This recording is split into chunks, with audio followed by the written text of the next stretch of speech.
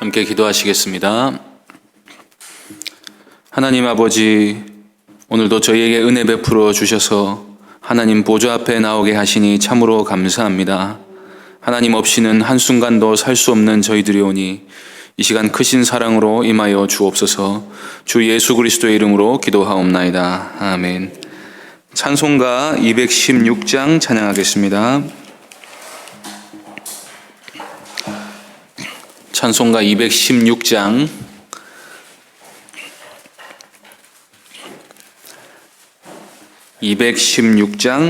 함께 찬송하겠습니다. 성자의 귀한 몸 날 위하여 버리신 그 사랑 고마워라. 내 머리 숙여서 주님께 비는 말 나 무엇 주님께 바치리까. 지금도 날 위해 간구하심 이 옅은 믿음이 아옵나니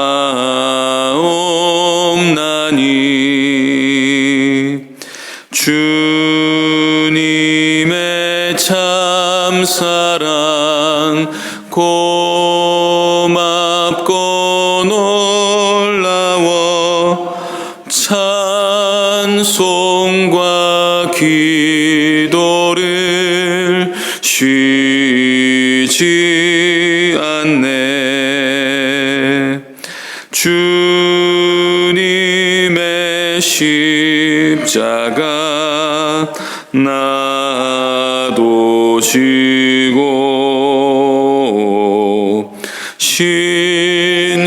신실한 믿음과 마음으로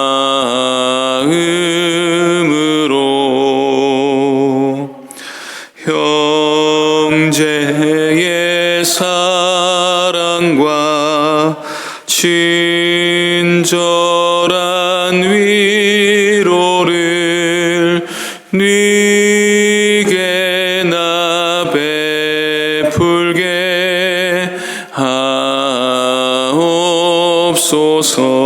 하옵소서. 만 가지 은혜를 받았으니 내 평생 슬프나 즐거우나 이 몸을 온전히 주님께 바쳐서 주님만 위하여 늘 살겠네. 아멘. 하나님 말씀은 야고보서 2장 14절부터 17절까지 말씀입니다. 신약성경 372쪽입니다. 야고보서 2장 14절부터 17절까지 말씀입니다. 한 절씩 교독하겠습니다. 내 형제들아, 만일 사람이 믿음이 있노라 하고 행함이 없으면 무슨 유익이 있으리요? 그 믿음이 능히 자기를 구원하겠느냐?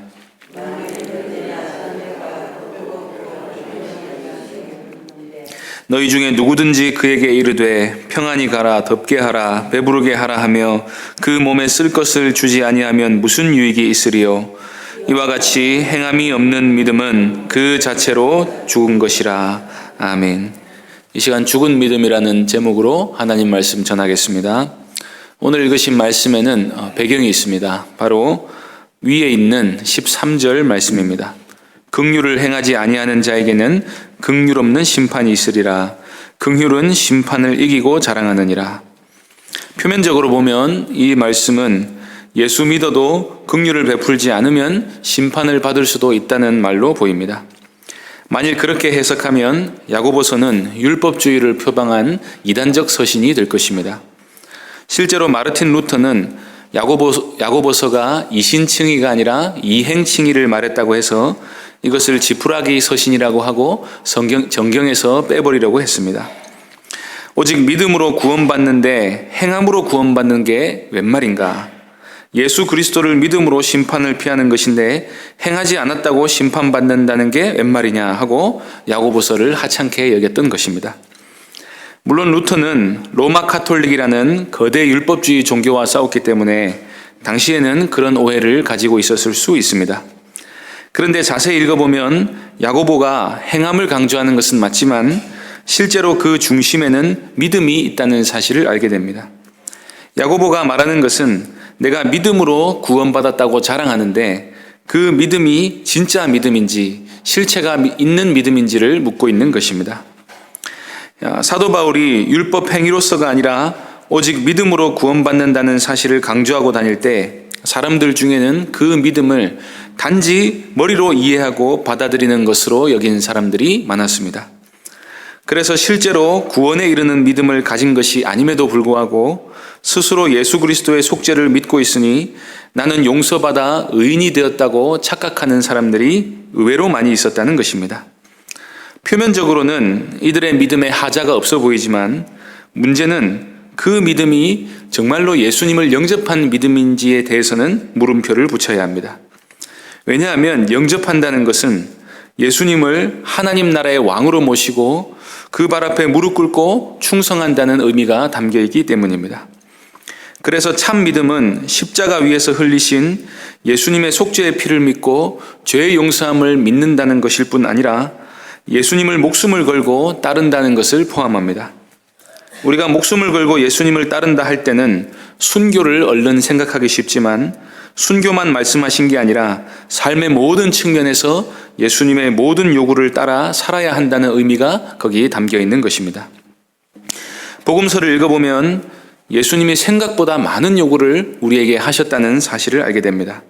특히 산상수훈을 읽어보면 예수님이 그의 제자들에게 요구하신 가르침의 수준이 가히 율법 그 이상이었다는 사실을 보게 됩니다. 그런데 어떤 사람들은 산상수훈을 듣고 나는 절대로 그 기준에 부합할 수 없는 죄인이니까 처음부터 포기하고 예수님을 믿기만 하면 죄 용서받고 구원받는다 하는 한 가지 사실만 붙들어야겠다고 말할 수 있습니다. 그런데 참된 믿음을 가진 사람은 거기서 그치는 게 아닙니다. 물론 일단 죄 용서받고 의인의 자격으로 순종에 참여해야 합니다. 선수 자격도 없는데 경기를 뛴다고 해서 상을 받는 것은 아닙니다. 아무리 순종해도 여전히 죄인이면 심판을 면하지 못합니다. 결과가 그렇다면 뭐하러 순종하겠습니까? 그래서 하나님이 십자가의 은혜로 먼저 우리를 부르시는 것입니다. 그렇게 은혜로, 전적인 은혜로 의롭다 하심을 얻고 나면 하나님의 백성의 마음에 하나님의 뜻을 행해야겠다는 생각이 들게 됩니다. 왜냐하면 새 언약 자체가 죄 용서함을 받은 하나님의 백성의 마음판에 하나님의 법을 새기신다는 약속이기 때문입니다. 그 약속을 따라 하나님은 자신의 백성들을 친히 의롭다 하시고 거룩하게 하십니다.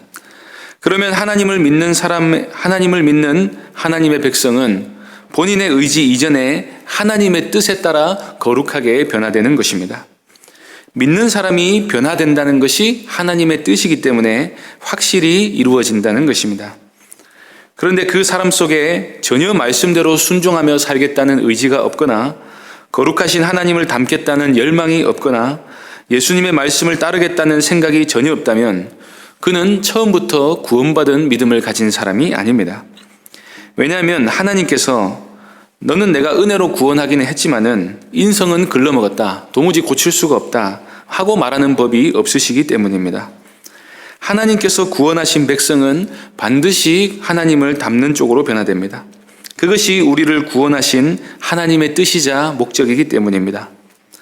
에베소서 1장 4절에서 바울은 하나님이 우리를 택하신 이유는 하나님 앞에서 거룩하고 흠이 없게 하시려는 것이라고 말씀합니다. 거룩하고 흠이 없게 하려는 목적으로 구원하셨는데 계명에 순종하려는 의지가 없다면 구원받은 하나님의 백성이 아니고 따라서 참 믿음을 가진 것도 아닌 것입니다. 그래서 야고보는 긍휼을 행하지 않는 사람은 긍휼을 행하라 하신 하나님의 계명에 전혀 관심이 없는 사람이기 때문에 구원하는 믿음을 가진 것도 아니고 믿음이 없으니까 긍휼 없는 심판을 받게 될 것이라고 말씀했습니다. 야고보 역시도 믿음으로 구원받는다는 사실에는 추호의 의문도 달지 않았습니다. 다만 우려스러운 점은 복음을 이해하고 수용을 했으면서도 하나님의 뜻을 따르기를 거절하는 거짓된 믿음이 있지는 않은가, 복음을 우리에게 유리한 쪽으로 왜곡시켜 받아들이지는 않았는가 하는 부분이 있을 수 있다는 것입니다. 그래서 야고보는 본문 14절에서 이렇게 말씀합니다. 내 형제들아, 만일 사람이 믿음이 있노라 하고 행함이 없으면 무슨 유익이 있으리요? 그 믿음이 능히 자기를 구원하겠느냐? 신약 성경을 순서대로 읽으면 야고보의 이 질문이 당장에 이해가 되지 않을 수도 있습니다. 행함이 없어도 믿음만 있으면 구원받을 수 있다고 바울이 복음을 소개하지 않았습니까? 로마서 4장 5절에서 일을 아니할지라도 경건하지 아니한 자를 의롭다 하시는 이를 믿는 자에게는 그의 믿음을 의로 여기신다고 말씀하지 않았습니까? 그러면 야고보의 말은 믿음의 충족성을 부인하고 행함이 덧붙여져야 한다는 할레파의 주장을 따라가는 것이 아닙니까? 이런 오해는 뒷부분을 계속해서 읽어봐야 해소가 됩니다. 야고보의 말은 믿음 더하기 행위로 구원받는다는 게 아니라 구원하는 믿음은 참 행위로 증명돼야 한다는 말입니다. 기억해 주시기 바랍니다. 야고보가 강조하는 부분은 믿음 더하기 행위가 아니라 믿음에 따르는 행위입니다. 15, 16절 보시기 바랍니다. 만일 형제나 자매가 헐벗고 일용할 양식이 없는데 너희 중에 누구든지 그에게 이르되 평안히 가라, 덥게 하라, 배부르게 하라 하며 그 몸에 쓸 것을 주지 아니하면 무슨 유익이 있으리요? 14절과 16절에서 유익이라는 말이 반복이 되었는데 실제로 어떤 결과나 소득을 내지 못하는 그저 말이나 생각에 불과한 것은 아무짝에도 쓸모없다는 의미가 거기에 담겨 있는 것입니다. 어떤 사람이 배고프면 밥을 먹어야 한다는 사실을 누구나 알고 있습니다.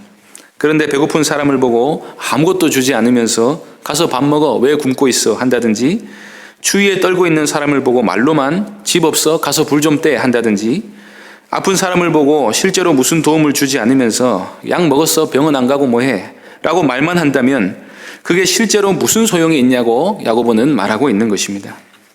다르게 말하면 이웃을 사랑하라는 계명이 옳다는 사실을 믿는다 할지라도 믿는 바대로 실천하지 않으면 그게 정말로 믿는 거냐고 야고보는 묻고 있는 것입니다. 이 예를 야고보가 말하는 참된 믿음과 관련지어 생각해 본다면 우리가 입술로 고백하는 신앙 고백이 매 주일마다 사도신경을 외우고 예수님의 십자가와 보혈을 우리가 찬송으로 고백하고 창조주 하나님의 섭리의 그늘 아래 살아간다고 입술로 고백하면서도 실제로 믿는 바대로 살아내지 않으면 입으로 섬긴 말이 무슨 의미가 있느냐고 하는 말이 됩니다. 실제로 아무런 유익을 주지 못하면서 말로만 도와주는 것이 거의 아무런 의미가 없듯이 신앙 고백도 마찬가지입니다. 믿는다고 말은 하지만 자신이 믿는 바대로 살아내지 않는 사람을 보면 자신 빼고는 주위 사람들이 그 믿음을 다 거짓이라고 생각할 것입니다. 그래서 야고보는 17절에서 이와 같이 행함이 없는 믿음은 그 자체가 죽은 것이라고 말씀합니다. 성경에 대한 지식이 있고 동의가 있어도 신뢰와 충성이 없으면 그 믿음은 죽은 믿음입니다. 구원파의 경우에는 우리가 진리를 깨달아 버리기만 하면 그 즉시로 구원받은 것이기 때문에 회개할 필요가 없다고 가르칩니다. 말하자면 믿음을 단지 깨달음에만 가두어 버린 것입니다. 그러나 성경은 우리가 참으로 믿는다면 믿는 바대로 행해야 한다고 가르칩니다. 이를테면 범죄했을 때 회개하는 것도 하나님의 뜻을 따라 우리가 무언가 하는 것입니다. 믿는다 하면서도 주님이 하신 말씀을 멀리하고 주님을 따르지도 않고 희생하지도 않고 섬기지도 않고 계명을 업신여기며 살아간다면 그 사람은 처음부터 구원받은 사람도 아니고 믿는다고 말하지만 살아있는 믿음이 아닌 죽은 믿음에 불과하다고 야고보는 말하고 있는 것입니다. 야고보는 특별히 무엇보다 이웃을 사랑하라는 최고의 법 아래에서 볼 때 우리의 믿음이 진실한 믿음인지 구원받은 성도다운 믿음인지를 묻고 있습니다. 만일 우리에게 하나님을 사랑하는 믿음이 있다면 형제 자매들의 필요를 채우고 쓸 것을 공급하고 실제적으로 그들을 위로하기 위해 무언가를 할 것입니다. 왜냐하면 그렇게 사랑을 실천하는 게 우리를 부르신 하나님의 뜻이고 참 경건이자 거룩이기 때문입니다. 이렇게 구체적으로 콕 찍어서 믿음은 행위로 그 진실성이 증명된다 하는 이 야고보의 말씀은 우리 안에 참 믿음이 있기는 있는가 하는 일말의 두려움을 주기도 합니다. 그러나 하나님의 백성들은 그리스도께서 주시는 확신 안에서, 구원의 확신 안에서 말씀에 순종해야 할 것을 생각할 때 두렵고 떨림으로 받은 구원을 이루어 나가는 법입니다. 이렇게 믿는 믿음에 우리의 영원한 운명이 걸려 있다는 사실을 유념하시고 복음 진리가 가리키는 방향대로 바르게 믿는 모든 성도님들 되시기를 바랍니다. 기도하겠습니다. 하나님 아버지, 행함이 없는 믿음은 그 자체로 죽은 것이라는 이 진리를 우리에게 가르쳐 주시니 참으로 감사합니다. 우리가 행함이 없는 믿음을 갖고 있으면서도 때로는 순종하기를 싫어하는 그런 태도를 보일 때가 있는데 야고보의 이 날카로운 지적을 우리가 마음에 유념하고 하나님의 뜻을 따라 오늘도 순종하기를 즐거워하는 새 언약의 참 백성이 되게 하여 주옵소서. 주 예수 그리스도의 이름으로 기도하옵나이다. 아멘. 하늘에 계신 우리 아버지여, 이름이 거룩히 여김을 받으시오며 나라의 임하옵시며 뜻이 하늘에서 이룬 것 같이 땅에서도 이루어지이다. 오늘날 우리에게 일용할 양식을 주옵시고 우리가 우리에게 죄 지은 자를 사하여 준 것 같이 우리 죄를 사하여 주옵시고 우리를 시험에 들게 하지 마옵시고 다만 악에서 구하옵소서. 대개 나라와 권세와 영광이 아버지께 영원히 있사옵나이다. 아멘. 이 시간 기도하실 때 이 땅의 코로나19 사태가 종식되고 속히 교회의 모든 모임들이 회복될 수 있도록 위해서 기도해 주시기 바랍니다. 또 우리 교회가 진리와 사랑으로 하나됨을 지켜나가게 해주시고 세상의 빛과 소금의 역할을 감당할 수 있도록 기도해 주시고 또 병중에 있는 여러 성도들을 위해서 또 주일학교 우리 자녀들의 신앙을 위해서 함께 기도해 주시기 바랍니다. 다 함께 기도하시겠습니다.